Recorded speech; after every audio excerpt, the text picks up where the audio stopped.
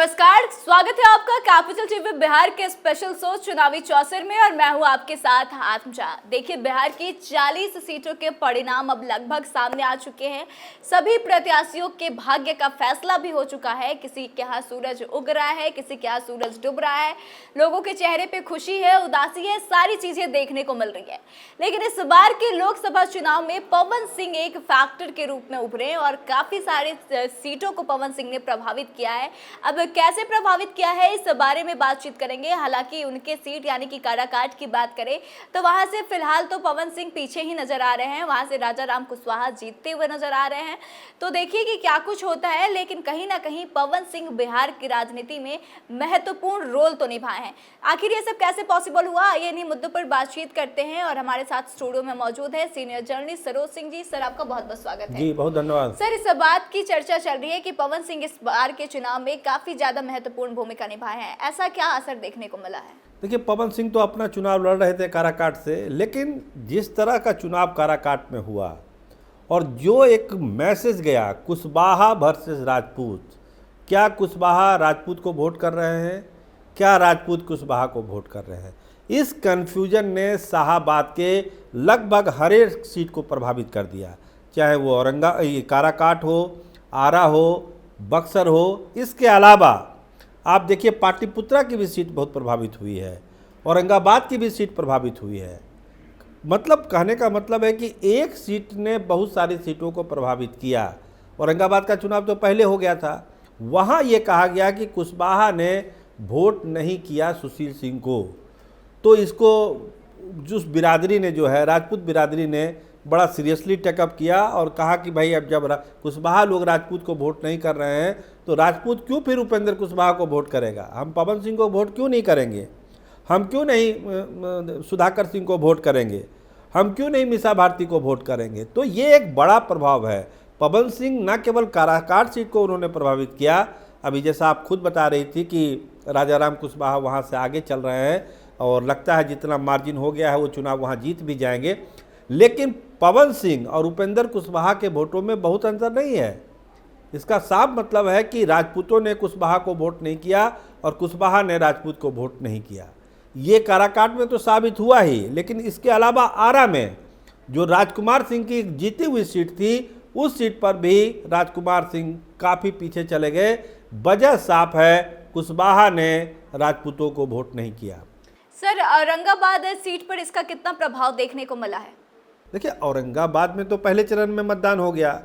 आज के परिणाम से तो ये साबित हुआ ना कि भाई जो कुशवाहा वोटर थे उन्होंने कुशवाहा उम्मीदवार को ही वोट किया, यानी कि अभय कुशवाहा को वोट किया, वो सुशील सिंह को वोट उन्होंने नहीं किया। और यही गुस्सा काराकाट में दिखा, यही गुस्सा आरा में दिखा, यही गुस्सा बक्सर में दिखा, सब जगह वही गुस्सा दिखा। हम जब कहते हैं कि पवन सिंह फैक्टर ने लगभग बिहार की आधा दर्जन सीटों को प्रभावित कर दिया और एनडीए के कई दिग्गज इसमें धाराशायी हो गए।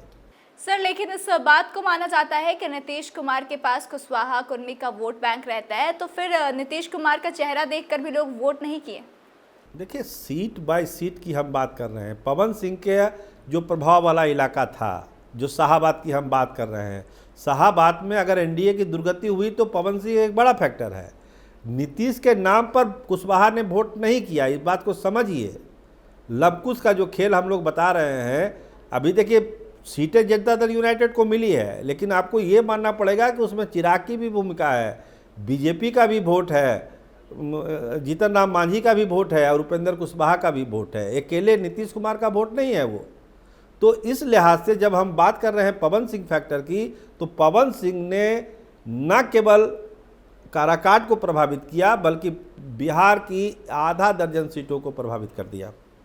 तो सर, जैसा कि कहा जा रहा था कि बीजेपी के ही टिकट पे पवन सिंह चुनाव लड़ेंगे, तो क्या लगता है कि बीजेपी ने जो पवन सिंह को टिकट नहीं दिया उनसे कहीं बड़ी गलती हो गई है? क्योंकि काराकाट में भी अगर वो पवन सिंह को टिकट दे देते या फिर कोई एक कैंडिडेट लड़ता, पवन सिंह नहीं लड़ते, तो आसानी से उपेंद्र कुशवाहा जीत सकते थे या फिर पवन सिंह जीत सकते? देखिए, अब तो इसको चूक ही माना जाएगा जब इतनी सीटों का नुकसान हो गया पवन सिंह के कारण और पवन सिंह को टिकट बीजेपी ने नहीं दिया, तो एक बहुत बड़ी चूक होगी। उपेंद्र कुशवाहा जैसे बड़े नेता को झटका लगा, ये कोई मामूली बात नहीं है बिहार के सियासत में। जो सीट जीती हुई सीट थी एनडीए की, वो एनडीए हार रही है। इसका मतलब है कि एक बड़ी चूक बीजेपी ने कर दी। अब आंतरिक राजनीति क्या हुई, बीच में चर्चा हुई कि बीजेपी ने ही प्लांट कर दिया पवन सिंह को, आपने भी सुना होगा आत्मजा जी। लेकिन जो स्थिति है, सच्चाई ये है कि पवन सिंह ने खेल बिगाड़ दिया और इसमें पवन सिंह को हैंडल करने में भाजपा से बड़ी चूक हो गई। सर, अब क्या लगता है जब इस सीट से उपेंद्र कुशवाहा हार गए हैं तो उनकी राजनीति में आगे क्या होने की संभावना है? देखिए, वो तो संघर्ष करने वाले लोग हैं। उपेंद्र कुशवाहा तो हमेशा संघर्ष करते हैं, संगठन के आदमी हैं, संगठन करते हैं। तो अभी चूंकि हार हुआ है तो अभी तो कुछ अपने पत्ते उपेंद्र कुशवाहा नहीं खोलेंगे, लेकिन धीरे धीरे देखिए, बिहार के सियासत में उपेंद्र कुशवाहा एक फैक्टर है, इसको मानना पड़ेगा। भले काराकाट में का परिणाम जो हो रहा हो, लेकिन बिहार के सियासत में उनकी प्रासंगिकता बनी रहेगी। सर, आपका बहुत बहुत धन्यवाद। जी, बहुत धन्यवाद।